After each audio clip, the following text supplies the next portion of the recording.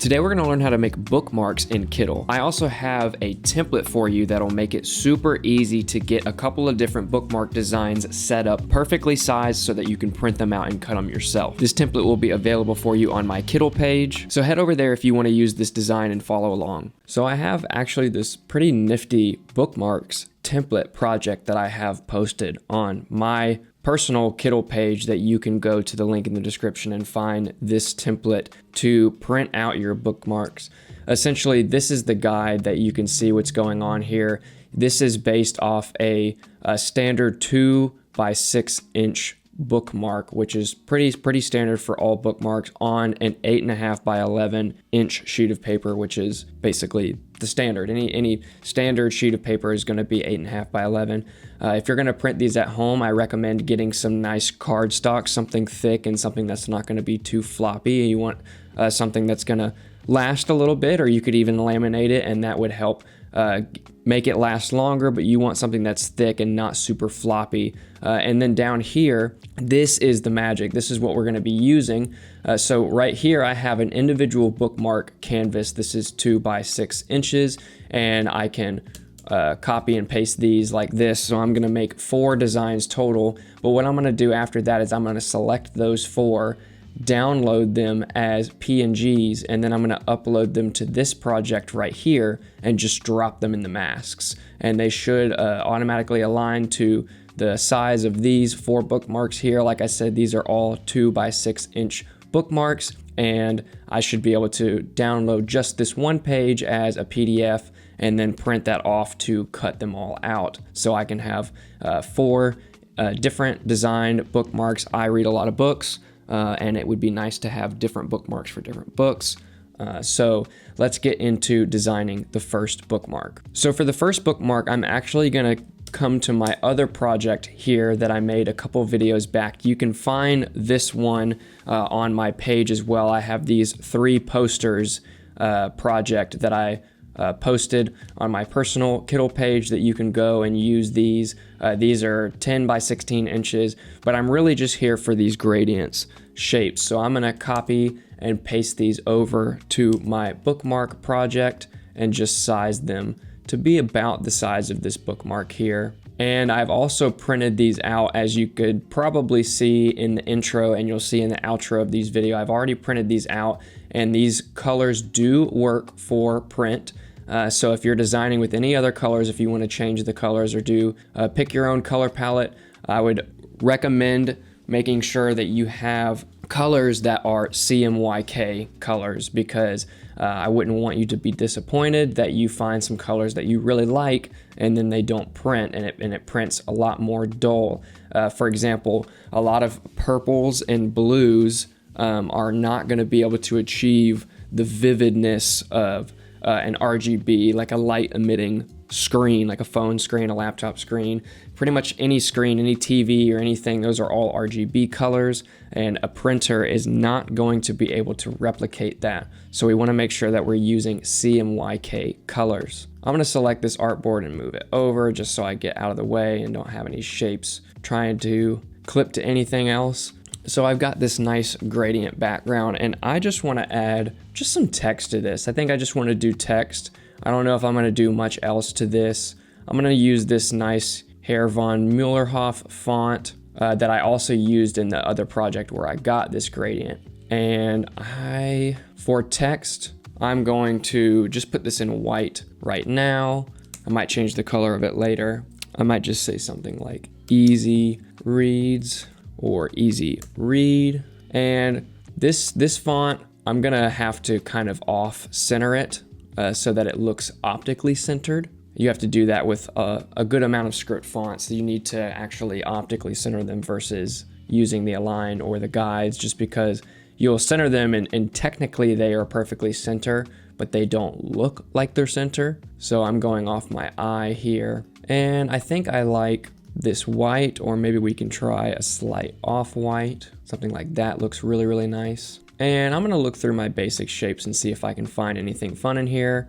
If not, I'll go to another section and find something. So I think I'm gonna add a nice mid-century star to this. So I'm gonna go to my abstract section in my elements panel, and I'm gonna find a nice mid-century star.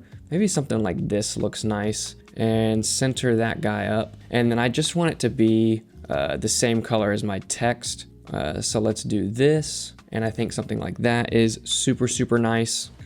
And then I want to add some text down here at the bottom. I'm not going to use my same serif, I'm not going to use the same script font. I'm going to use this Brickledge Grotesque font, and I'm going to go for a nice lightweight and close the letter spacing to make this feel good to me. I like that a lot. Very, very web designy. And we're gonna center this guy up and make sure that our alignment is also center. I'm just gonna say something arbitrary, and I'm gonna decrease the font size of this and adjust my text box, close the line spacing, make sure that all my spelling is correct, and change my text color to that nice off-white. And I really, really like these settings for this Brickledge Grotesque font box. The line spacing is 0, the letter spacing is -70, and then the font is not gonna change the letter spacing and line height difference for you here. And then I want something to connect these sections to this little star in the middle. So I have this simple line shape, so I'm just going to size this down, and then I'll make it pretty thin as well, because that fits more with this style. And then I'll center that up between the text and the star, as well as on the bookmark itself, and then make that our same off-white color. And then I'm going to copy and paste this to the top as well, make sure it's center. And what I want to do is I want to make sure that the difference in space here and here is the same. Since the star is center, I can grab both of these guys, group them, and then just center them vertically on the artboard, and they'll be perfect. And I would say that I think this first bookmark design is done. So this is a really, really easy, simple, gradient, trendy design that you can do for bookmarks, whether you want to make it for yourself or your friends, or sell on an Etsy shop or a digital product. This is super, super quick. And I will also make sure to link these in the description as well on my page. As far as templates are concerned, you can use this as a template and just change the text or change the gradient color or the shape or anything that you want to, and then you can use this for your own projects. So I'm just going to name this bookmark 1, and then I'm going to copy my artboard, and I'm just going to get rid of all of that stuff and then go bookmark 2. And so we are on to our second design. So on to our second bookmark design. I think I'm going to go with like a minimal utilitarian style kind of vibe for this. And so I'm just going to select this, and I'm going to change my background to that first off-white that we used on the first project. And then most of everything is this going to be really just text and icons.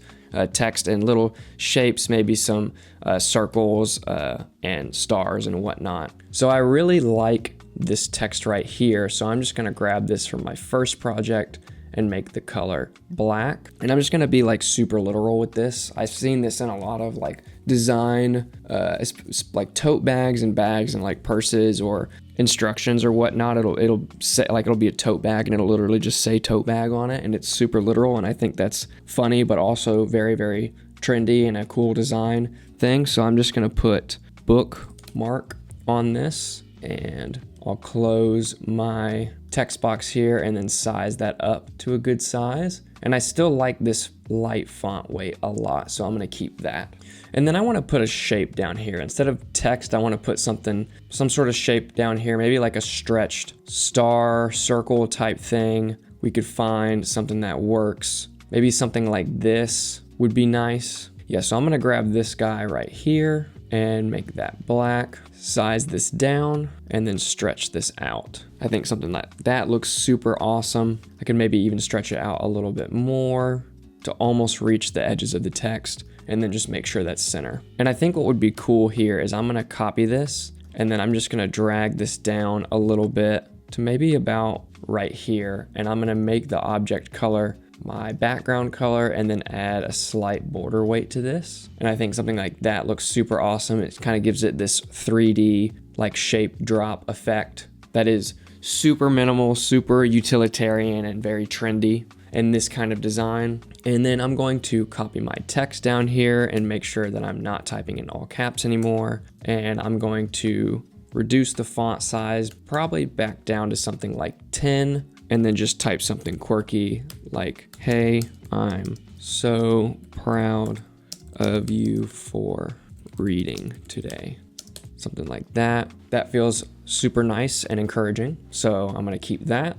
And I may actually size this text down because I want to keep it down here at the bottom, but I don't want it to conflict with my shape here. And so I'm gonna leave it about right here. And then this may be kind of a cop out, but I really like that line from the first design that we did. And so I'm just gonna do something similar here and put this in the middle and stretch it up here. And I think this is just a really great, simple way to fill space without doing something super complex. Make that black. And I really like the design of this. It's super simple, but very nice and clean. I may just select all of my elements here and then just center them up to make sure that it's all good. And that is the second bookmark design done. I can already tell that this is probably going to be my favorite. Now that that one's done, I'm going to copy my artboard over, and I will select all of these things as well and get rid of those. And I will name this bookmark 3.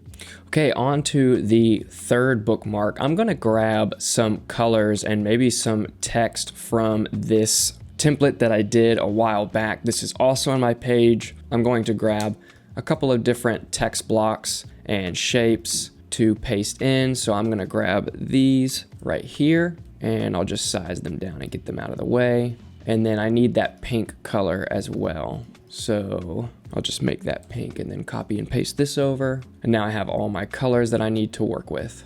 So I think I'm gonna make the background of this bookmark that pink color. And then what I can do to replicate this same sort of blocky shape is I can add some shapes in here. So I'm gonna add just a basic square and size this about right here. I'm doing a similar heading to like the other bookmarks.